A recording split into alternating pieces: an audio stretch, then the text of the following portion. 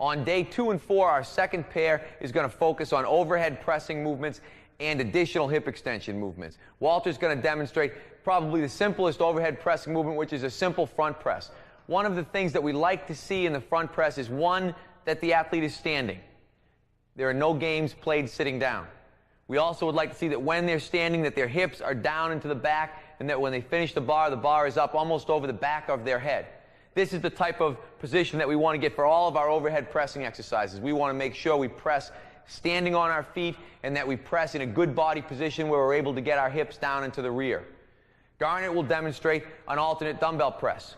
Here we've got the exact same concept. We've got the hips back, and we've got the dumbbell going directly up over almost to the center of her head. And in keeping with what we've been talking about, we're going to pair these exercises. So we would go back to a one-leg hyperextension. Here we're getting more specific with our hamstring training, because we're using the hamstring now as it actually is used in running, one hamstring at a time.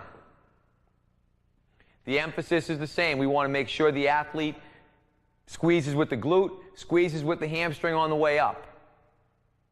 This is a much more difficult exercise than the hyperextension that we showed in the beginning. Garnet's going to do what we call a ball hip extension. Here, we're starting out with 2 legs. We've got 2 feet on the ball. We're going to try to press down in through the ball and execute the same type of movement. We want to press down, squeeze the glutes, squeeze the hamstrings, and push yourself up to a bridge position.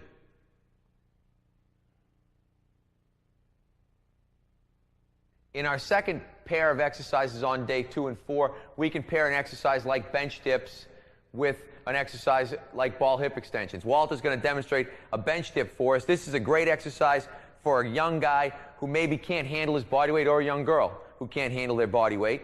If we get athletes who handle their body weight easily in the bench dip, we'll add some weight onto their legs, or we'll move to a conventional dip in the dip bar.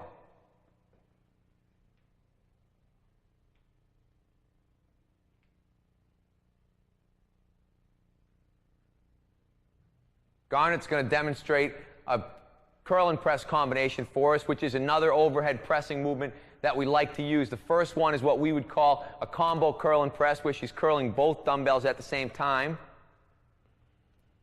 And the second one would be an alternate curl and press, where now she's going to curl and press opposite.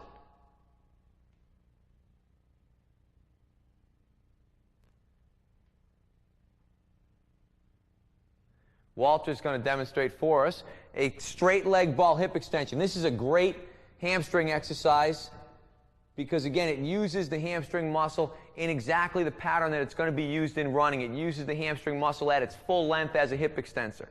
Although it looks simple, it actually is not. All we're going to ask him to do is settle his butt down on the floor, bring the hips back up, butt down, hips up. You'll feel this right at the top point in your hamstring, right where your hamstring inserts into your butt.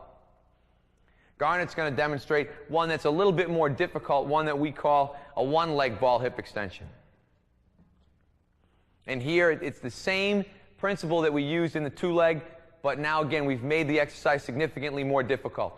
We've added more hip stabilization, and we're going with one hamstring at a time, which is what is going to happen when you run.